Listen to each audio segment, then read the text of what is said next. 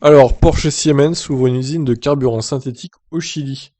La France, le Royaume-Uni et la Chine, même certains États américains tels que la Californie, ont promis une décarbonation du transport routier au sein de leurs frontières pour préparer ces véhicules aux échéances mises en place par de nombreux pays Porsche, pareil, sur les carburants synthétiques. Et il y met les moyens. Près de 70% des modèles Porsche sont toujours en circulation, mais les mythiques 911 et GT3 n'ont pas encore de soucis à se faire. Les nouvelles réglementations ne prévoient l'interdiction progressive des moteurs à combustion que pour les véhicules neufs. Pourtant, le constructeur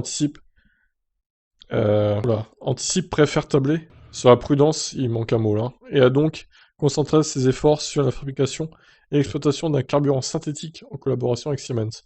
La magie opère avec une base d'hydrogène produit par électrolyse éolienne qui mélange avec du dioxyde de carbone, produit du méthane qui sera lui transformé en essence, qui mélangeait pardon, avec du dioxyde de carbone.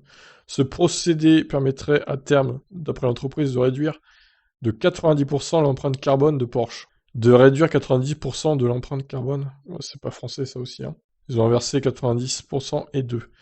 Beaucoup d'erreurs dans cet article. Les deux enseignes ont inauguré de concert le lieu de fabrication du carburant synthétique le vendredi 10 septembre 2021. Installé au Chili, à, à, à Aruoni, près de Punta Arenas, l'usine doit permettre la production de 130 000 litres par an dès 2022, 55 millions de litres d'ici 2024, et jusqu'à 550 millions de litres par an en 2026. Ah oui, quand même.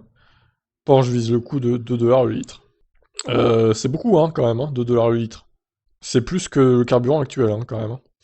Les premiers essais réalisés par Porsche avec son carburant synthétique sont prometteurs puisque le constructeur a déjà modifié avec succès des modèles 911, 911 Turbo, GT3 et GT3 RS afin de les alimenter avec cette nouvelle forme d'essence. L'enseigne envisage également des essais sur ses voitures de course Super Cup et Porsche 911.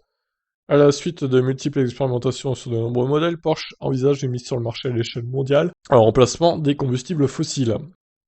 Bon, à voir hein, si ça sera vraiment si vert que ça, ce carburant. Par contre, avec un tel tarif à la pompe, les gens vont pas le prendre, hein. Il faudra évidemment baisser le prix, sinon ça ne marchera pas. Bon, eh ben, je vous laisse réagir. Qu'est-ce que vous en pensez de ces idées de carburant synthétique? Bye bye.